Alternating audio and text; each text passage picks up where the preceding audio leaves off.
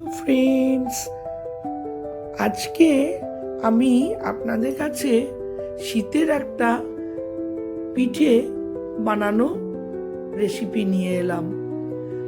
আমি 2 কাপ চাল আর 1 কাপ বিউলির ডাল আগের দিন রাত্রে ভিজিয়ে রেখেছিলাম। সেটা সকালবেলায় আমি মিক্সিতে ভালো করে বেটে নিয়েছি। একদম পাতলা করে বেটেছি। আমি যেভাবে পাতলা ব্যাটারটা দেখাচ্ছি ওই রকমই পাতলা বেটে নিতে হবে। এবার এতে আমি পরিমাণ মতো নুন ব্যবহার করেছি। এতে নুন দিয়ে আর এর মধ্যে একটু আদা মৌরি বাটা দিয়ে দিয়েছি। পরিমাণ মতো সামান্য আদা মৌরি মিক্সিতেই বেটে আমি এর সঙ্গে মিশিয়ে নিয়েছি। আদা মৌরি বাটাটা দিলে এটা খেতে খুব ভালো হয়।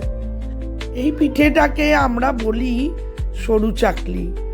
এইভাবে আমার মারা আমাদেরকে তখন গ্যাস ছিল না, উনুনেই বানিয়ে দিত। এইভাবে সরু চাকলি বানিয়ে দিত। আমরা গুড় দিয়ে, ছোলা গুড় দিয়ে খেতাম। আমাদের খুবই ভালো লাগতো। এবারেও আমি এই সরু চাকলিটা ঝোলা গুড় দিয়ে লাস্টে পরিবেশন করেছি। এইভাবে প্রথমে ফ্রাইং প্যানের মধ্যে আমি হালকা তেল ব্রাশ করে নিয়ে 1 হাতা করে ব্যাটারটা দিয়ে পাতলা করে ঘুরিয়ে নিয়ে আবার 2 পিঠ আমি উল্টিয়ে সেঁকে নিয়েছি। এইভাবে সেঁকে নিলে দুদিকটা ভালোই হয়। আমি যেভাবে লাল করে নিয়েছি এরকম হালকা করে লাল মতো ভেজে তুলে নিয়েছি।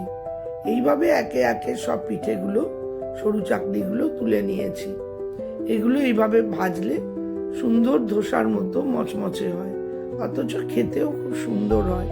এটা আমরা মিষ্টি গুড় দিয়ে, ঝোলা গুড় দিয়ে, নতুন গুড়, খেজুরের গুড় এই টাইমে শীতকালে পাওয়া যায়, তাই আমরা শীতের গুড় দিয়েই পরিবেশন করি এবং খেয়ে থাকি। আমাদের সবাই খুব এই পিঠেটা পছন্দ করে। আপনাদের কেমন লাগলো করে খাবেন ও আমাকে লাইক, শেয়ার ও সাবস্ক্রাইব করে দেবেন, কমেন্টসে জানাবেন। বাই।